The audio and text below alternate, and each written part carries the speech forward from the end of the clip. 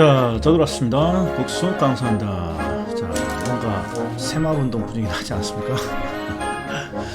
자, 이번 주에 대출 금액을 제가 강의했더니 대출 금액과 관련된 질문이 들어와요. 딱 두 개. 요새 정말 질문이 없습니다. 11월, 12월 달에 거의 공부를 안 하고 계십니다. 유달리 올해 그렇습니다. 코로나가 확실히 영향이 큰 것 같아요. 자, 아무튼 대출 금액과 관련된 질문이 들어오면 항상 무엇이 원인이다가 딱 나와 있어요. 어떤 게 원인이냐고 하면 대출 금액은 기본적으로 계산 문제로 주로 나오죠. 주로 계산 문제. 근데 이 계산 문제 중에서 꼭 풀어야 될 계산 문제예요. 근데 포인트가 뭐냐? 계산 문제를 시험장에 가서 그때 응용을 해서 풀어야 된다라고 생각하시는 분이 꽤 많아요. 항상 계산 문제는 이런 형태의 계산이 나오면 이런 식으로 풀어야 된다라는 걸 숙달을 시키거나 암기를 하고 있어야 돼요. 그래야만 정확하고 빠른 어떤 계산이 되는 거예요. 자, 그러면 뭐부터 볼 거예요? 강의 노트부터 봐야죠. 강의 노트. 자, 강의 노트 봅니다. 자, 강의 노트에 보면 대출 금액이 있어요. 여기 지금 86페이지일 거예요. 86페이지가 맞습니다. 86페이지 강의 노트. 자, 그럼 이제 시작이로요. 내가 대출을 받으러 은행에 창구로 갔어요. 창구로. 그랬더니 대출을 상담하는 직원이 이렇게 말을 합니다. 저희는요, 대출 금액을 은행 자의로 판단하는 게 아니라 뭔가 객관적인 기준을 가지고 대출 금액을 결정하고 있어요. 이렇게. 은행은 대부분 대출 결정에 어떤 기준을 가지고 있단 말이에요.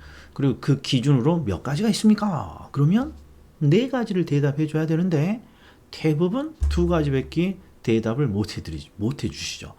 LTV, DTI 정도가. 정확히는 네 가지가 있어요. 뭐가 있느냐 그러면 LTV라는 대부 비율이요. 대부 비율. 그 다음에 DTI라는 부채 상환 비율. 그리고 최근에는 부채 상환 비율인 DTI 대신에 총 부채 원리금 상환 비율이라는 DSR이라는 게 있죠. 그런데 이건 시험에 상당히 거리가 멀어요. 멀어. 그러니까 오늘의 주제는 아니에요. 대부분 안 나오니까. 그리고 하나가 더 있어요.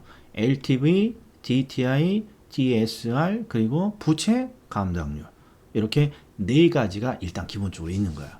그런데 이제 중요한 건 여기 있습니다. 여기에 있는 이 대출 금액을 결정하는 기준은 공식을 제가 여기다 뭐 주저리 써놨습니다만 이거 전혀 필요 없어요. 항상 뭐가 중요하냐? 실무적인 해석이 중요한 거예요. 실무적인 해석. 그럼 저랑 같이 실무적인 해석을 한번 보잔 말이에요. 자, 은행에 갔더니 은행의 대출 상담 직원이 이렇게 말을 합니다. 저희 은행은요, 현재 LTV, 대부 비율을 대출 결정의 기준으로 활용하고 있고요. 현재 저희는 LTV 40%를 적용하고 있습니다. 이렇게 LTV 40%라는 걸 설명한단 말이에요. 그럼 우리는 어떻게 알아들어야 되냐? LTV 40%는 내가 제공한 담보물, 은행에서 대출을 받으려면 반드시 담보물을 제공해야죠. 즉 담보물의 몇 프로? 40%까지 담보물의 40%까지 대출을 해주겠다는 뜻이구나. 이렇게 해석을 해줘야 된다고. 자, 은행이 저희 은행은 LTV 40%를 적용하고 있습니다. 그러면 내가 제공한 담보물의 40%까지 대출을 해준다는 뜻이구나. 그래서 내가 담보물로요 10억 원짜리 아파트를 담보로 제공했어요. 아유, 곧 있으면 크리스마스인데 산타 할아버지가 10억짜리 아파트 하나 선물 좀 해줬으면 좋겠어요. 올해 딱히 착한 일 많이 한 것 같지도 않습니다만 10억짜리 아파트 하나 제공해 줬으면 좋겠습니다. 선물로. 자, 내가 만약에 10억 원짜리 아파트를 담보물로 제공했다면 자, LTV 40이면 10억에 40%, 4억을 대출해 주겠다는 거고 LTV가 50%입니다. 그러면 담보물에 50%, 5억까지 대출해 주는 거고 그 다음에 LTV가 60%입니다. 그러면 10억이라는 담보물에 60%까지 즉 6억까지 대출을 해주겠습니다. 이런 뜻이란 말이죠. 그러니까 얘는 어렵지 않아요. 자, 그러면 LTV라는 대부 비율 말고 이제 은행은 다른 기준을 동시에 활용해요. 그 대표적인 게 전통적으로 DTI라는 걸 쓰죠. DTI. 그럼 이제 은행 직원이 이렇게 말하는 거예요. LTV라는 대부 비율 말고요. 저희 은행은 DTI를 추가적으로 같이 기준으로 쓰는데요. 지금 우리는 DTI가 30%를 적용하고 있습니다. 이렇게 한다 이런 말. 그럼 DTI 30은 또 해석을 해줘야죠. 항상 대출의 원리금은 무엇으로부터 지급되는 것입니까? 차입자의 소득으로부터 지급되는 거예요. 차입자의 소득. 그래서 DTI가 30입니다. 이 말은 소득에서 30% 정도, 30%까지 대출 원리금 상환액, 원리금 갚는 데 쓸 수 있습니다. 이런 뜻을 담고 있어요. 다시 차입자의 연소득이요 5천만 원이라고 가정해보죠. 5천만 원. 차입자의 연소득이 5천만 원인데 은행이 DTI 30%를 적용하고 있습니다. 그러면 나의 소득, 연소득 5천에 몇 프로까지? 30%까지 은행에 원리금 갚는데 사용할 수 있습니다. 이런 뜻이에요. 이게 얼마까지 원리금 갚는데 쓸 수 있다는 거죠? 1,500만 원이죠. 만약에 DTI가 40입니다. 그러면 5천에 40. 2천만 원이죠. 2천만 원까지 은행에 원리금 갚는 데 쓸 수 있습니다. 여기는 40이 아니라 50인데 뭐 못하니까 버리자고요. 자, 그런데 잘 봐요. 이제 여기서부터 이제 중요한 거예요. 가만히 놓고 보니까 좀 이상하지 않아요? 이 제도가. DTI 제도가. 다시요. DTI가 30입니다. 이 말은 내 소득의 30%까지 원리금 상환에 원리금 갚는 데 쓸 수 있다는 거예요. 자, 내 소득은 내가 소득을 벌면 내 소득으로부터 다양한 지출 항목에 써요. 다양한 곳에 써요. 술을 먹는 데도 쓰고 노래방 가는 데도 쓰고 학원비에다도 쓰고 통신비에다도 써요. 그런데 지금까지 나는 살아오면서 정부가 내 소득으로 무슨 지출을 하는지를 규제하는 걸 난 들어본 적이 없다 이런 말이에요. 이게 무슨 뜻이냐? 자, 정부가요. 야, 너 연소득이 5천만 원이네. 그런 말이야. 이 5천만 원에서 소주로 쓸 수 있는 돈은 야, 소득의 10%만 소주 먹는 데 써. 이런 제도란 말이에요. 즉, 내 소득이 5천일 때 정부가 야, 5천만 원에서 야, 소주 먹는데 1%만 써야 돼. 야, 너 5천만 원에서 학원비로 5%만 써야 돼. 너 소득에서 말이야, 노래방 가는데 쓸 수 있는 돈은 15%야. 바로 이런 제도란 말이죠. 뭔가, 그죠. 반시장, 자유주의죠. 이게 제도예요. 그러니까, 그럼에도 불구하고 왜 이런 걸 도입했느냐. 이제 이런 것만 기억을 좀 하시면 되는 거죠. 다시. DTI가 30%입니다. 그럼 뭐가 떠올라야 되냐? 소득이 떠올라요. 소득 할 때 득 하면 영어가 뭐예요? 디귿이야, 디귿. 그러니까 D자가 떠올라야 된다고. 그러니까 소득의 30%까지 은행에 원리금 갚는 데 쓸 수 있다는 거예요. 그러니까 왜 소득에서 은행에 원리금 갚는 데 쓸 수 있는 돈을 정부가 규제합니까? 그러면 그만큼 대출이라는 제도가 부동산의 투자나 투기에 대단히 영향을 많이 주기 때문에 그렇죠. 이런 규제까지도 하고 있는 거예요. 그리고 우리나라는 이런 규제를 통해서 부동산의 투자나 투기를 뭔가 억제해 온 것이죠. 그러니까 어쩔 수 없어요. 그냥 암기를 하나 하셔야 돼. 자, DTI가 저희는 40%를 적용하고 있습니다. 그러면 차입자의 연소득 5천에 40%까지만 원리금 갚는 데 쓸 수 있다는 거예요. 원리금 갚는 데. 5천에 40%니까 2천만 원까지 원리금 갚는 데 쓸 수 있다는 거죠. 자, 그럼 이제 같이 놓고 봐요. 자, 대표적인 게 두 가지니까. 자, 이렇게. 이 두 가지 기준을 딱 비교해 보면요. LTV는요, 바로 뭐가 나옵니까? 대출 금액이 나와요. 대출 금액이. 담보물에 LTV가 40입니다. 그러면 담보물에 40%까지 대출을 해주겠습니다. 이렇게 대출이 나온단 말이야. 그런데 DTI는 대출 금액을 규제하는 제도가 아니에요. 소득의 30%까지 은행에 뭐 갚는 데 쓸 수 있다는 거예요. 원리금 갚는 데 쓸 수 있다 이런 말이에요. 원리금 갚는 데 쓸 수 있다 이런 말이에요. 자, 그러면 무슨 차이가 있느냐? 우리는 지금 대출 금액을 구하려고 지금 강의 듣는 거예요. 원리금 상환에 구하려고 듣는 거예요. 지금 우리 주제는 대출 금액이란 말이에요. 대출 금액. 그러니까 뭐가 포인트냐? 제가 하고 싶은 말은 LTV라는 제도는 대출 금액이 바로 산정이 돼요. 그런데 DTI는 대출 금액을 규제하는 게 아니라 소득에서 은행에 원리금 갚는 데 쓰는 이런 원리금 갚는 데 쓰는 돈의 크기를 규제한다 이런 말이에요. 그렇기 때문에 이 DTI라는 이 기준을 주면 이 원리금 상환액이 원리금 결정된 원리금 상환액으로부터 어떻게 대출 금액을 추정할 것이냐에 대한 그렇죠. 요 이해가 반드시 필요하다 이런 말이에요. DTI는 원리금 상환액을 규제하는 제도니까 이 원리금 상환액으로부터 어떻게 대출 금액을 추정해야 됩니까? 이게 DTI는 핵심이란 말이에요. 핵심. 자, 그러면 강의 노트에 적어놨죠. 자, 강의 노트 밑에 보시면 이렇게 보조 공식이라는 게 있어요. 보조 공식이라는 게. 항상 자, 우리 이것도 한번 복습 한번 해볼까요? 저당 상수가 무엇입니까? 이거야. 저당 상수가 무엇입니까? 그러면 항상 은행은 대출 금액을 딱 결정해요. 그리고 이 대출 금액에 곱해서 뭘 구할 때 쓰는 공식이죠? 대출의 원리금 상환액을 구할 때 쓰는 공식이죠.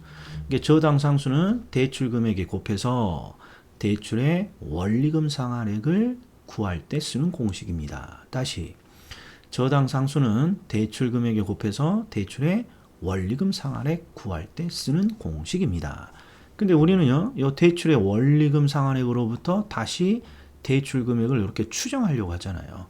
그러니까 곱하기 저당 상수를 뭐 해주기만 하면 돼요. 그렇죠. 나누기 저당 상수만 해주면 되는 거예요. 그래서 원리금 상환액에 나누기 저당 상수를 하면 대출 금액이 추정할 수 있는 거예요. 그러니까 우리는 뭘 하나를 더 기억해 줘야 되냐 그러면 DTI가 나오면 DTI는 소득에서 은행에 원리금 갚는 데 쓸 수 있는 돈의 크기를 규제하는 거고 원리금 상환액을 구할 때 쓰는 공식이란 말이에요. 그러니까 결국 원리금 상환액으로부터 대출 금액을 어떻게 추정합니까? 어떻게? 그렇죠. 나누기 저당 상수를 통해서 뭔가 찾아내옵니다. 이걸 기억해 줘야 돼. 이걸 기억해 줘야 된단 말이에요. 자, 그런데 이것도 강의 노트에 제가 적어놨단 말이에요. 그런데 이걸 암기를 안 하셔. 자꾸 이해만 하고 버려버리니까 속도가 늦어지는 거예요. 이게 지금 오른쪽 87페이지에 대출 금액을 구하는 요령이라고 되어 있어요. 이런 거 반드시 챙겨놔야죠. 그럼 어떻게 되냐? 자, 기본적으로 대출 금액을 결정하는 기준이 대부 비율을 준단 말이에요. 그럼 얘는 딱 한 번만 알면 되는 거죠. 만약에 저희 은행은 LTV가 40%입니다. 그러면 담보물의 40%를 빌려주는군요. 됐다 이런 말이에요. 그런데 요 밑을 보면 이제 나머지 것들이 있죠. DTI를 줄 수도 있고 DSR을 줄 수도 있고 부채 감당률을 줄 수도 있어요. 그런데 항상 기본은 DTI예요. DTI. DSR은 나오지 않을 것 같고 부채 감당률은 조금 있다가 상가 등에 뭔가 활용되는 거고. 자, 중요한 건 LTV냐 DTI냐 DSR이냐가 중요한 게 아니라 LTV 이외의 것들이에요. 얘들은. LTV 이외의 것들은 항상 대출 금액을 결정하는 방법이 똑같다는 게 중요해요. 그래서 여기 제가 이렇게 적어놨어요. DSR이든 부채 감당률이든 오메. 자, 여기를 보시면 여기에 DSR이든 부채 감당률이든 DTI든 어떤 거든 상관없어요. 이들이 나오면 기본적으로 먼저 뭘 찾아내는 것이냐? 원금과 이자를 찾아요. 그리고 원금과 이자를 통해서 대출 금액을 추정하는 거예요. 어떻게 추정하니? 그러면 나누기 저당 상수를 통해서 추정하는 거예요. 그러니까 DTI나 부채 감당률 일반적으로 이 두 개가 나오니까 LTV 이외에 DTI나 부채 감당률 더 심플하게 암기를 하면 LTV 이외의 것들이 나오면 무조건 뭐부터 찾고 원금과 이자를 찾고 나누기 저당 상수를 해서 대출 금액을 추정합니다. 요게 암기가 되어 있어야 된다. 예. 자, 그럼 백문이 불여일견이에요. 자, 문제 한번 풀어볼까요? 문제 한번 풀어봅시다. 자, 1번 문제 보죠. 이게 가장 기본이 되는 건데 N은 FM으로 제가 한번 해드릴 테니까 잘 보세요. A씨가 은행으로부터 받을 수 있는 최대 담보 대출 금액 28에서 제가 수정을 했어요. 설명을 위해서. 항상 대출 금액을 물어보면 대출 결정 기준을 딱 봐야 돼요. 대출 결정 기준. 아니나 다를까? 하나는 LTV가 50입니다. 이렇게 줬어요. 그러면 해석만 하면 되죠. LTV 50이면 어떻게? 당신이 제공한 담보물 5억 원에 몇 프로? 50%를 빌려준대. 50%는 얼마예요? 2억 5천까지 빌려준대요. 됐다 이런 말이에요. 자, 그 다음에 자, 하나를 더 적용하고 있네요. DTI 40. DTI 40. 그럼 머릿속에 뭐가 떠올라야 되냐? DTI는 당신의 연소득에서 몇 프로까지? 40%까지만 은행에 원리금 갚는데 쓸 수 있다 이런 말이에요. 이게 그러면 원리금 갚는데 쓸 수 있는 원리금 상환액이 나오면 대출 금액을 어떻게 추정합니까? 나누기 저당 상수해서 대출 금액을 추정합니다. 이게 암기가 돼 있어야 된단 말이에요. 항상 대부 비율 이외의 것들은 원리금 상환액을 먼저 찾고 나누기 저당 상수해서 대출 금액을 추정하는 거예요. 그럼 볼게요. DTI가 40입니다. 그러면 내 소득이 6천이라고 되어 있구나. 그러면 6천에 40%니까 얼마? 6천에 40%니까 2,400만 원까지 은행에 원리금 갚는 데 쓸 수 있군요. 근데 나는 원리금을 구하는 게 아니죠. 대출 금액을 추정해야죠. 대출 금액을 어떻게 추정하니? 저당 상수 나누기 0.1을 하면 돼요. 저당 상수는 출제자가 반드시 주잖아요. 0.1이라고. 그러면 나누기 0.1 했더니 2억 4천 이렇게 되는 거죠. 2억 4천. 그럼 다 했어요. 그런데 중요한 거 출제자가 뭐라고 해놨냐? 지금 은행이 두 가지 기준을 지금 적용하고 있고 두 가지 기준을 모두 충족시켜야 된다라고 돼 있어요. 그럼 봐요. 자, 첫 번째 이제 해석을 좀 해볼게요. 우리는 대출을 받으러 가면 담보를 제공합니다. 그리고 은행은 이 담보물을 보고 뭔가 대출을 결정해줘요. 그게 2억 5천이에요. 그게 LTV를 적용한 대출 금액. 얘는 담보물에 의해서 결정된 대출 금액이에요. 자, 그런데 담보물만 요새는 보는 게 아니에요. 차입자의 신용 상태를 보죠. 그리고 차입자의 신용 상태를 판단하는 가장 중요한 기준이 뭡니까? 소득이죠.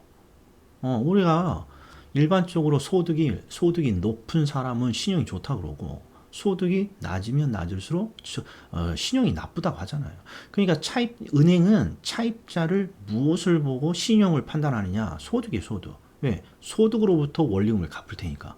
자, 그런데 이 사람의 소득이 6천인데 지금 원리금 갚는데 쓸 수 있는 돈을 정부가 40%로 규제했잖아요. 그래서 2,400만 원만 대출에 원리금 갚는데 쓸 수 있고 나누기 저당 상수해서 2억 4천 했어요. 그러니까 결국 이 2억 4천은 어떤 내용이 담겨 있냐? 당신의 소득에 의하면 2억 4천까지 대출을 해줄 수 있다는 거예요. 근데 은행은 이 두 가지를 동시에 고려해야 되는 거예요. 그래서 담보물에 의하면 2억 5천까지 대출이 되고 당신이 지금 벌고 있는 연소득에 의하면 2억 4천까지 되는데 항상 두 가지를 동시에 충족시켜야 되니까 항상 교집합을 찾는 거죠. 교집합, 그러니까 가장 적은 두 금액 중에 적은 2억 4천으로 결정이 딱 되는 거예요. 2억 4천.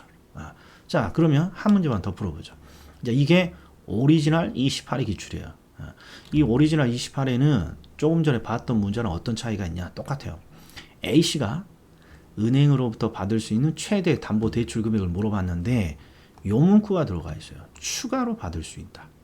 왜 추가로 받을 수 있는 이 문구가 들어가 있냐? A씨가 이미 은행에서 7천만 원을 대출 받은 상태라는 거죠. 요거 하나가 더 추가되는 거예요. 일반적인 시험 문제에서. 자, 그런데 이미 7천만 원을 대출 받았느냐 안 받았느냐는 전혀 중요하지 않다니까요.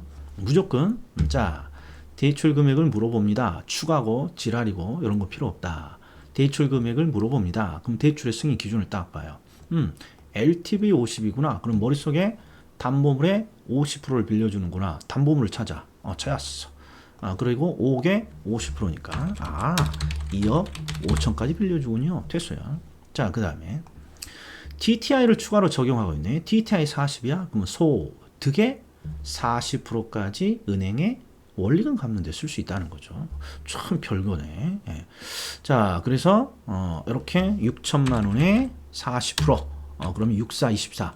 2,400만 원까지 원리금 갚는 데 쓸 수 있다는 거예요. 그럼 이걸 가지고 대출 금액을 어떻게 추정합니까? 나누기 저당 상수 0.1, 0.1. 그러면 대출 금액이 얼마로 추정되나요? 2억 4천. 이렇게 되는 거예요. 그러면 항상 요 두 가지 산정된 금액 중에 두 기준을 동시에 만족해야 되니까 항상 작은 금액으로 결정이 되는 거죠. 그러니까 결국 2억 4천이 아니라 2억 5천으로 이 사람은 대출이 결정이 되는 거예요.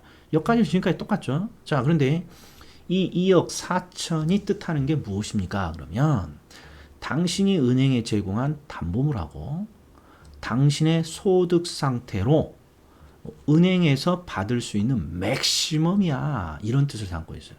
이 사람은 자신이 제공한 담보물과 자신의 소득 수준으로 은행에 가면 2억 4천까지 받을 수 있다. 이런 거예요. 이게 최대 받을 수 있는 금액이에요. 그런데 이 사람은 이미 2억 4천에서 얼마를 뽑아다 쓰고 있다는 거야. 7천만 원을 뽑아다 쓰고 있잖아요. 7천만 원을. 이미 2억 4천에서. 그러면 이번에 신규 대출을 받을 때 뽑아다 쓸 수 있는, 추가로 뽑아다 쓸 수 있는 돈은 얼마입니까? 7천 뺀 1억 7천만 원이 추가로 받을 수 있는 대출 금액이군요. 이렇게 되는 거예요. 그러니까 뭔가 이미 대출을 받았다라는 게 문제풀이에 전혀 중요치 않죠. 마지막에만 고려하면 되는 거죠. 마지막. 그리고 여기서 팁이 하나 더 있어요. 항상 원리금 상환액으로부터 대출 금액을 추정하려면 나누기 저당 상수를 하는데, 나누기 요 저당 상수는 출제자가 반드시 줘요. 그런데 제가 이렇게 말했어요. 0.1 저당 상수가 나누면, 자, 1 나누기 0.1을 계산기로 쳐봐요. 그럼 얼마가 나와요? 10배가 나와요. 10배. 10배. 그러니까 만약에 저당 상수 0.1을 딱 주면 굳이 나누기 굳이 계산기로 치지 말고, 저당 상수가 0.1이야? 그러면 10배 해주면 되겠구나. 2,400만 원이 10배 2억 4천 해주면 되겠구나. 요것만 기억하면 대출 금액 계산은 계산기 칠 일이 없는 쉬운 계산 문제가 되는 거예요. 그럼 만약에 저당 상수가 0.2예요. 0.2. 그럼 1 나누기 0.2 하면 20배 나오는 거 아니야? 5배 나온다면 5배. 그러니까 저당 상수가 0.1이면 10배. 0.2면 5배. 왜? 이 둘을 곱하면 항상 1이 나와야 된단 말이에요. 그래서 0.2가 나오면 5배 해주고 0.1이 나오면 10배 해주고, 우리 시험은 이 두 가지밖에 안 나오니까. 그럼 계산기 7%도 없는 것이죠. 자, 그럼 이제 3번을 한번 볼까요? 3번은 30일의 기출이야. 올해 문제죠. 따끈따끈해요. 따끈따끈. 그런데 대출의 승인 기준을 봤더니 LTV에 50 나왔어요. LTV 50. 그럼 머릿속에서 담보물의 50%까지 빌려줍니다. 담보물 찾아요. 담보물. 근데 이 박스에는 없고, 위를 봤더니 시장 가치 3억 원인 주택을 소유하고 있대요. 그러니까 요 놈을 담보물로 제공하겠구나. 그러면 담보물의 50%니까 얼마가 나옵니까? 1억 5천? 1억 5천? 1억 5천 나왔어요. 자, 그 다음에 DTI를 추가로 또 적용하고 있죠. DTI가 40입니다. 그러면 소득의 40%까지 원리금 갚는 데 쓸 수 있구나. 그리고 그 원리금 상환액을 나누기 저당 상수에서 대출 금액을 추정하는구나. 이렇게 봐야죠. 그럼 지금 소득이 얼마니 봤더니 연소득이 5천만 원이에요. 그러니까 5천에 40% 하면 얼마요? 5, 4, 20? 2천만 원까지 은행에 원리금 갚는 데 쓸 수 있구나. 그리고 저당 상수가 0.1이면 계산기 치지 말고 10배 2억 원이 되겠구나. 이렇게, 이게 이제 실제 시험장에서 푸는 방법이란 말이에요. 그런데 항상 두 가지 기준을 모두 충족시켜줘야 되니까 이 둘 중에 어떤 금액으로 결정한다? 보다 작은 금액인 1억 5천으로 결정이 되는 거예요. 그러면 이 1억 5천이 뜻하는 바는 뭐냐? 이 사람이 제공하는 주택, 3억 원짜리 주택과 이 사람의 연소득으로부터 연소득을 고려해서 은행으로부터 받을 수 있는 맥시멈이 된다 이런 말이에요. 맥시멈. 이렇게 결정하는 거예요. 그런데 이 문제는 A가 이 주택을 담보로 이미 얼마를 받았어요. 5천만 원을 이미 또 미리 땡겨서 대출을 받고 있잖아요. 그러면 내가 추가로 받을 수 있는 금액은 결국 얼마가 되는 거죠? 1억이구나. 1억이구나. 아, 정말. 20초짜리 문제. 20초짜리 문제. 그러니까 대출 금액은 절대 포기하면 안 되는 계산 문제예요. 계산기도 안 쳤고 속도도 30초 안에 풀 수 있는 거고 논리도 어렵지 않고. 자, 그 다음에 하나 유형이 더 있어요. 해봐요. 뭔지 모르지만 최대 대출 가능 금액인데 LTV를 준 건 알겠어요. LTV 60. 근데 밑에 봤더니 이건 DCR이라고 하면 안 돼. LTV는 대부 비율을 뜻하는데 실무에서 대부 비율이란 말 대신에 LTV를 더 많이 쓴단 말이에요. 그래서 LTV라고 제가 하는 거예요. 그 다음에 DTI도 마찬가지. 원래 부채 상환 비율인데 실무에서 부채 상환 비율이라는 긴 용어 쓰지 않아요. DTI라고 쓴다고. 그러니까 DTI라고 자꾸 발음을 하셔. 근데 부채 감당률은 실무에서 DCR이라고 안 써. 실무에서 쓰지도 않아. 그냥 부채 감당률, 부채 감당률. 요 놈을 지금 그 기준으로 하나 제시한 거예요. 그럼 우린 뭘 알아야 된다? 그렇죠. 이제 부채 감당률에 대해서 배워야죠. 자, 그런데 부채 감당률은요. 우리가 투자론을 지금 하지 않았으면 자, 그냥 하나 암기하셔. 부채 감당률. 항상 부채 감당률은 모가지를 쳐. 모가지를. 그럼 요게 뭐예요? 부채? 부채? 여기 더울 때 붙이는 부채. 부채. 부채는 손으로 붙인다, 발로 붙인다. 손으로, 손. 이렇게 되는 거예요. 그러면 손으로 부채를 붙입니다. 해서 공식이 손부채예요. 손부채. 그럼 해석을 어떻게 합니까? 그러면 자, 손이 순영업 소득이에요. 순영업 소득이 부채 서비스액을 감당할 수 있나요? 요걸 뜻하는 거예요. 순영업 소득이 부채 서비스액을 감당할 수 있나요? 자, 밑에 한번 더 해볼까요? 부채 감당률 나오면 무조건 모가지 치는 거야. 모가지. 그리고 뭘로 붙여? 손부채. 순영업 소득이 부채 서비스액을 감당할 수 있나요? 한 번 더. 부채 감당률 나오면 모가지 쳐서 손부채. 순영업 소득이 부채 서비스액을 감당할 수 있나요? 이렇게 되는 거예요. 자, 그러면 만약에 자, 제가 조금 전에 했어요. LTV라는 대부 비율을 제외하고는 무조건 공식이 뭐부터 찾고 원리금 상환액을 찾고 나누기 저당 상수에서 대출 금액을 추정하는 이렇게 돼 있잖아요. 자, 그럼 봐요. 이제 봅시다. 출제자가요. 순영업 소득을 1억이라고 10억이라고 합시다. 10억이라고 딱 줬다 이런 말. 10억. 그럼 이게 순영업 소득이니까 여기에 해당하는 거죠. 근데 우리는 뭘 찾는 거예요? 원리금 상환액을 찾고 원리금 상환액으로부터 뭘 추정하는 거예요? 대출 금액을 추정한단 말이에요. 그런데 이 원리금 상환액을 미국 애들이 뭐라고 부릅니까? 이걸 부채 서비스액이라고 하는 거죠. 부채 서비스. 그럼 잘 보셔. 자, 순영업 소득이 10억이에요. 10억. 여기 옆에다 적어놓을까요? 여기다. 10억이야. 그리고 부채 서비스액으로 나눈 게 2라고 돼 있단 말이에요. 그럼 부채 서비스액, 원리금 상환액이 얼마예요? 10억 나누기 부채 서비스액이 2억이야. 2배야, 2배. 5억이지, 5억. 원리금 상환액 5억. 그럼 이 원리금 상환액에 나누기 저당 상수에서 대출 금액 추정하면 되는 거예요. 다시. 자, 순영업 소득이 10억이고요. 부채 서비스액으로 나눴어요. 모가지 친다는 거 나누기예요. 부채 서비스액으로 나눴어요. 그랬더니 0.5 절반이에요.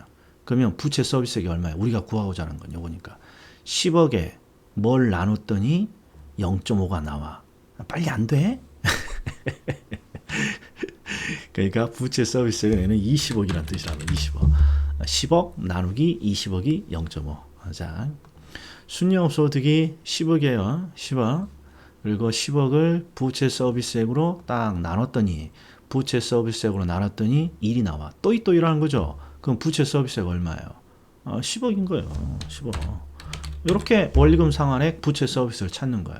근데 이걸 가지고 대출 금액을 어떻게 추정하니? 그러면 나누기 저당 상수. 나누기 저당 상수. 그래서 저당 상수가 0.1이면 대출 금액 200억. 10억이면 저당 상수 0.1 100억 이렇게 되는 거죠.